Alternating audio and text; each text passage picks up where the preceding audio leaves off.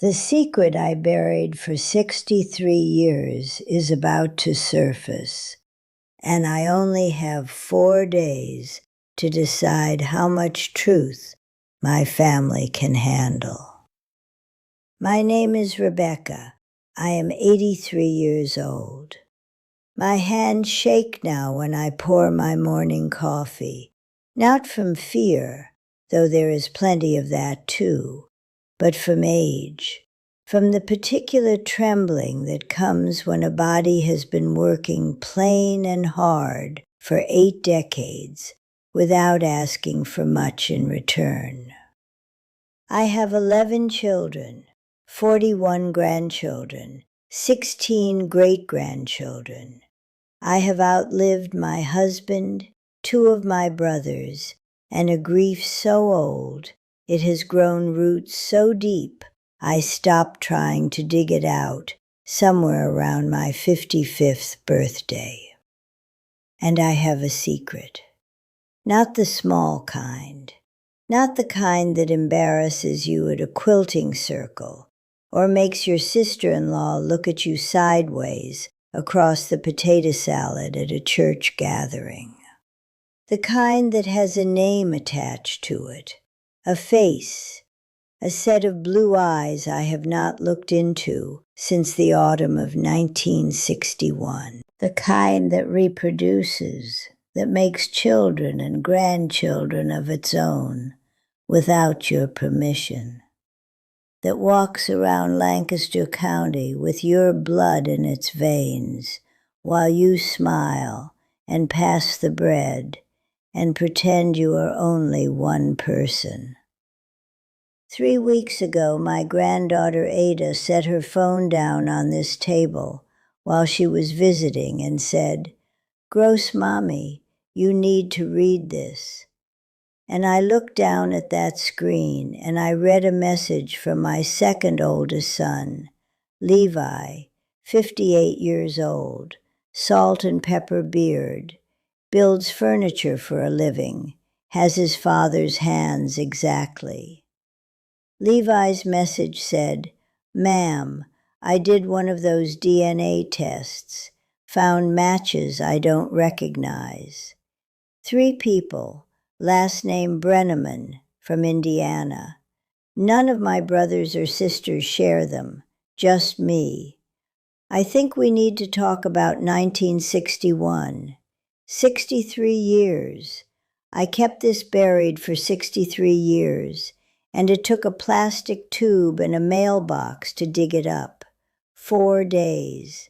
I have 4 days before Levi drives up this lane and sits down across from me, and I have to look at the face I have loved since the moment it came into the world, and tell him that the face he has been wearing his entire life belongs, at least in part, to a man named Thomas Brenneman, who left Lancaster County in the winter of 1961 and never came back.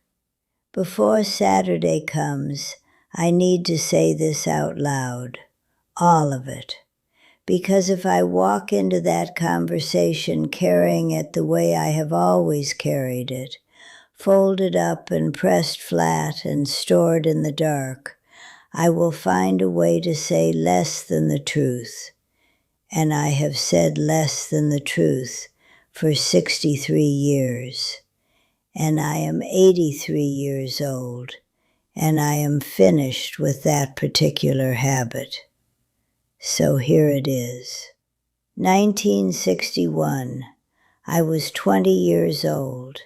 It was the tail end of my Rumspringa, that season the Amish set aside for young people to walk along the edge of the English world before they step back and commit to the church. Most of the girls I knew used it the way you use a candle in daylight, technically present, not really necessary.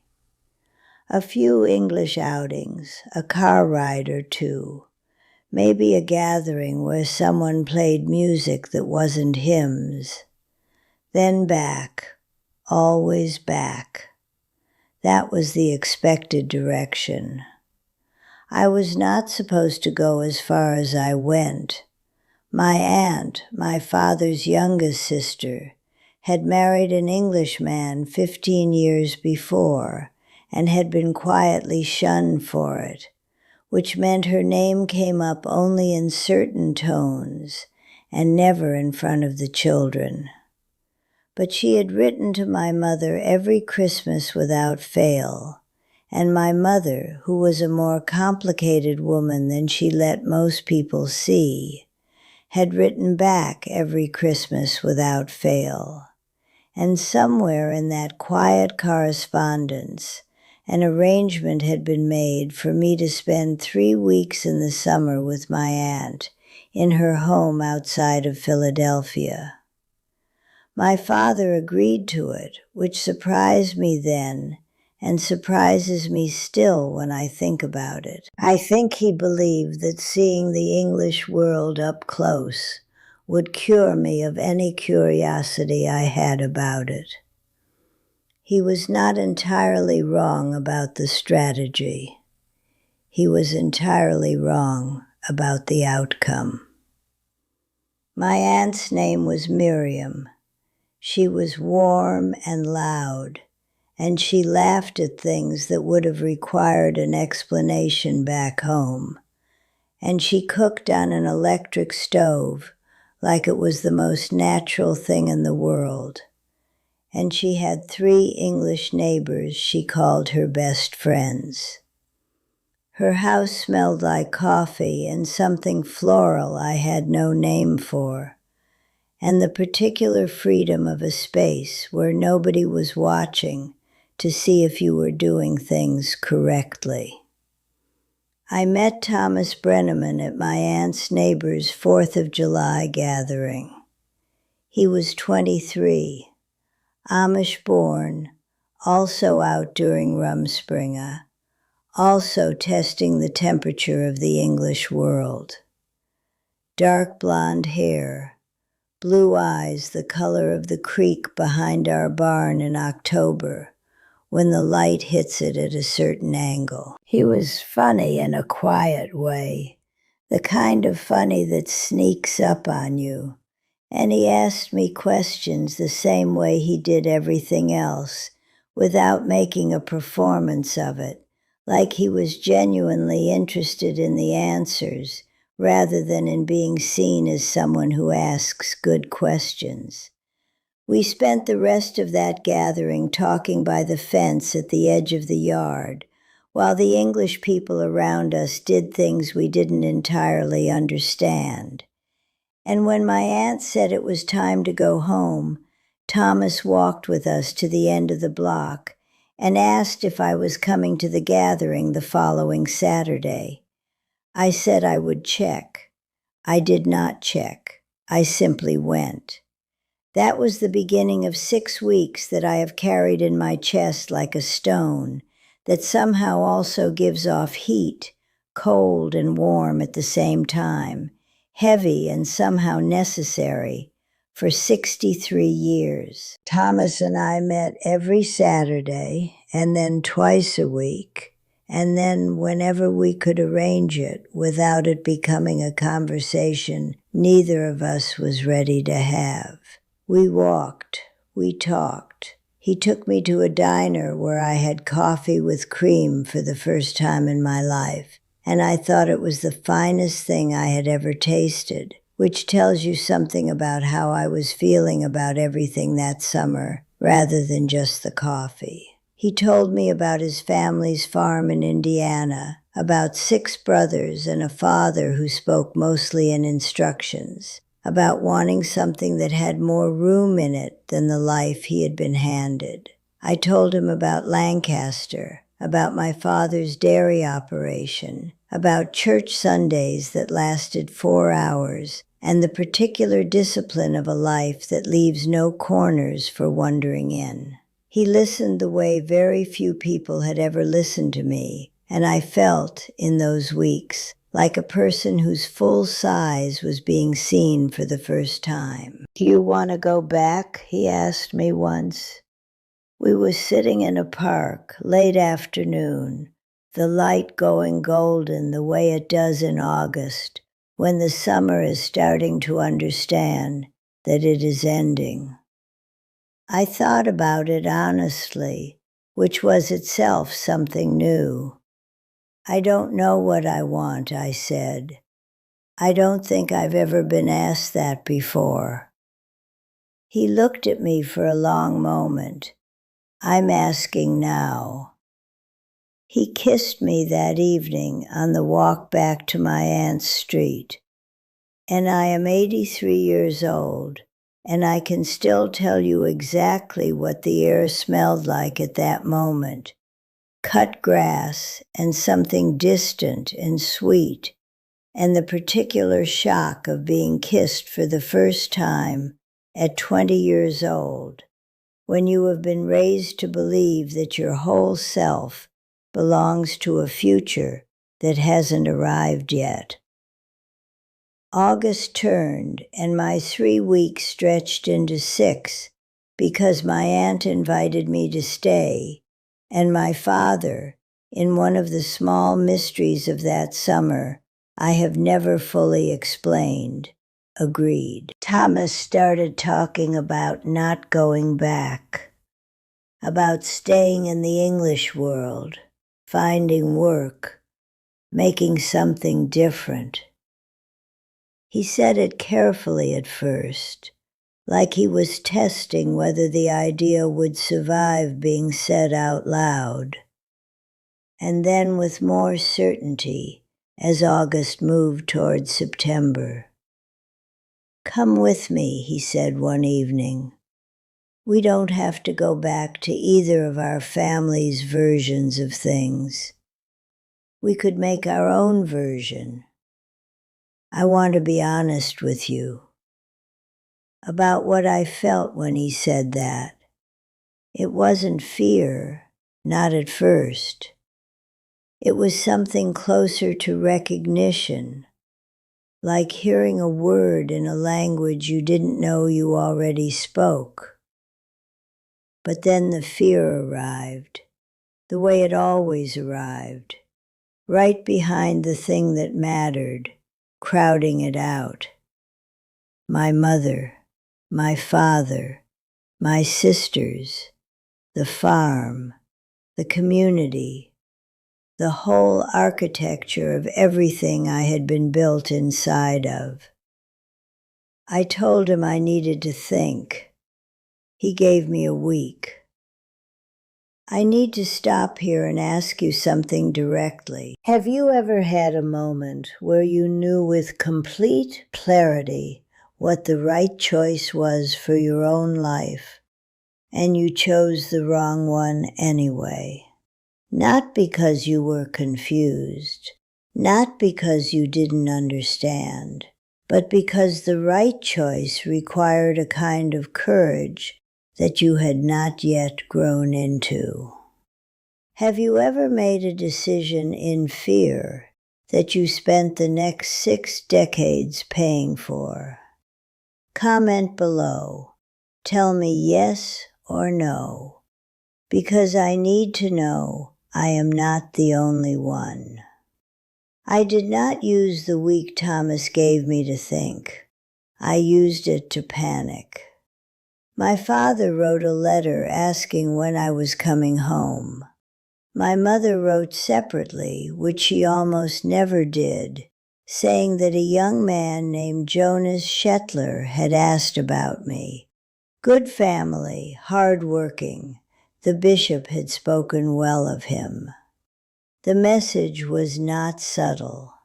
The direction was not unclear. And before I could find the courage I needed, I discovered something that made the question of courage feel suddenly much smaller than the question of survival. My monthly time didn't come. 3 weeks late. Then a full month. I knew. I was 20 years old, unmarried, Amish, pregnant, standing in my aunt's bathroom in a house outside Philadelphia with no plan and no money and no education past 8th grade and no map for the territory I had just walked into. I told Thomas on a Wednesday afternoon in the park. I said the words as plainly as I could because I did not have the energy to find a gentler way to carry them.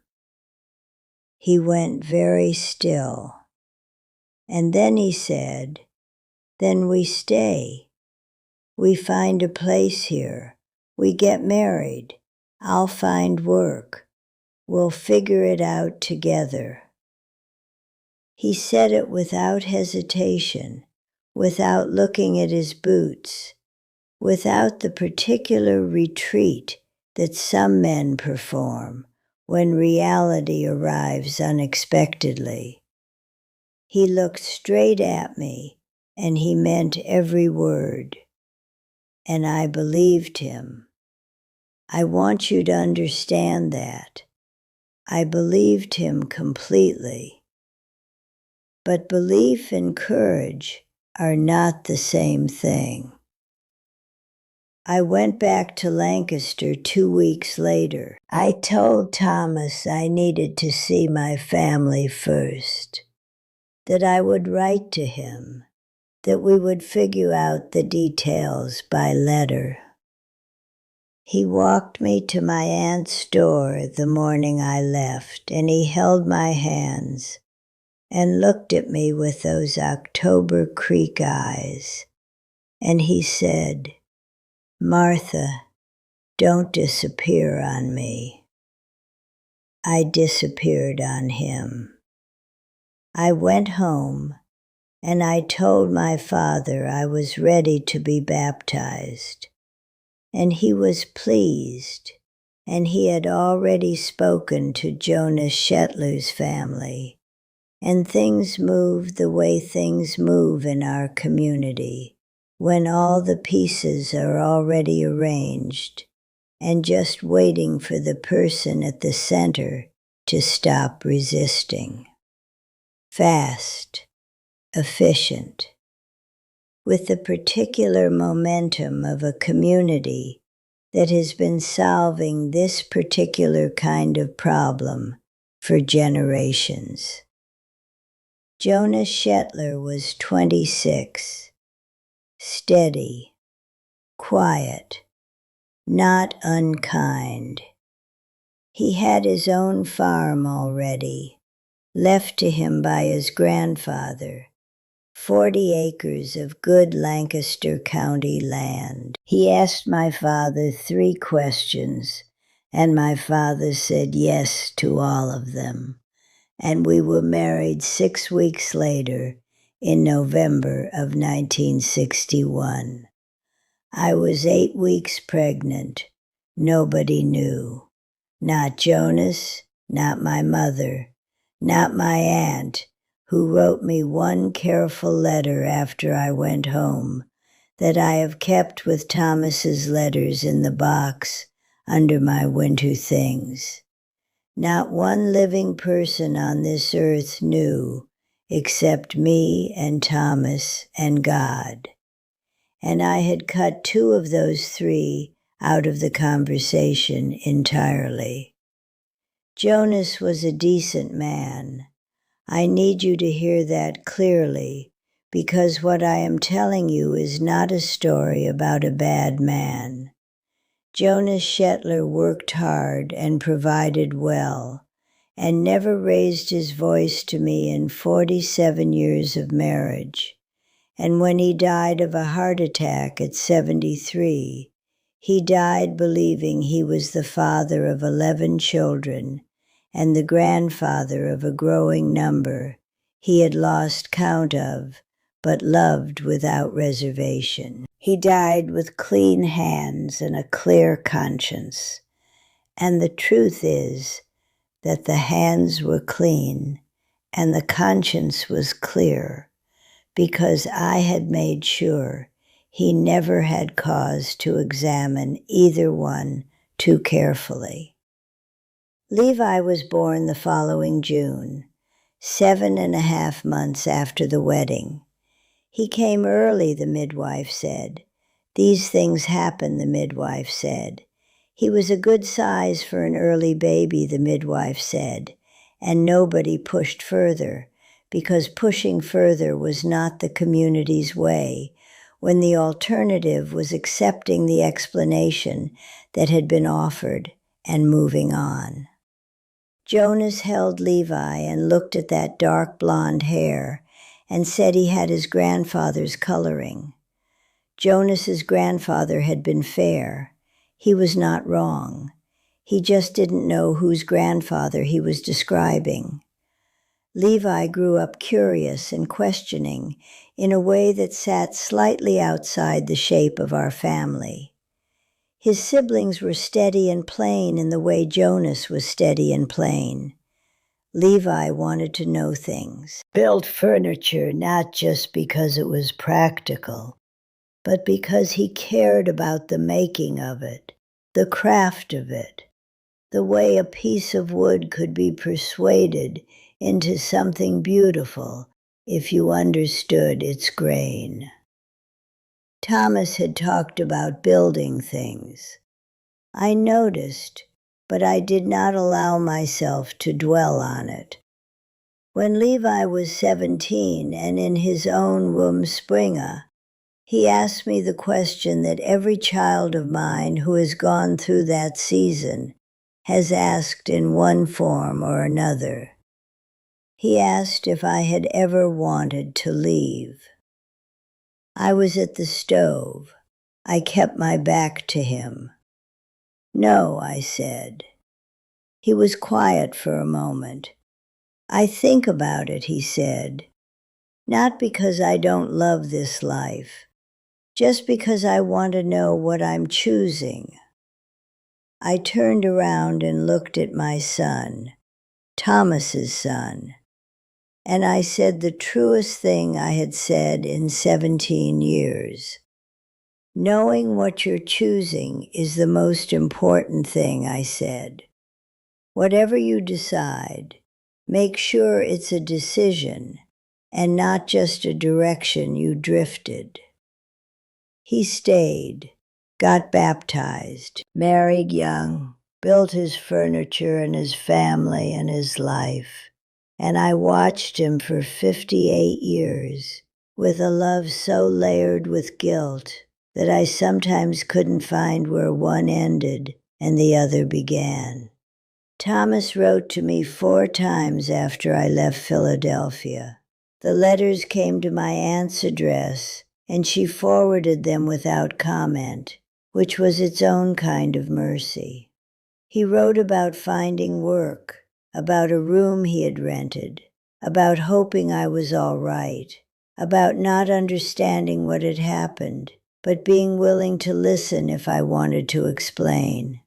The last letter said he had decided to go back to Indiana, that he was going to join the church after all, that he supposed some things were stronger than what we think we want. I kept all 4 letters. I never wrote back. I found Thomas's obituary 8 years ago, when my grandson helped me search the internet for the first time. Thomas Brenneman, 1938 to 2014, lifelong resident of Elkhart County, Indiana, member of his local Amish community. Survived by his wife of 55 years, 4 children, 19 grandchildren. He had gone back. He had built a plain life in Indiana and lived it fully, and died surrounded by people who loved him. And he never knew about Levi. Never knew he had a son in Lancaster County who builds furniture with the same care Thomas once described wanting to bring to things. I sat with that for a long time. I am still sitting with it. 3 weeks ago, Ada put her phone on this kitchen table, and everything I had been sitting with for 63 years shifted like a barn wall in a storm, still standing, but nothing like level anymore. Levi's message said Indiana, said Brenneman, said 1961. He is 58 years old, and he is not a slow man, and he has his father's eyes and his father's brain, and he put it together the same afternoon he got the DNA results.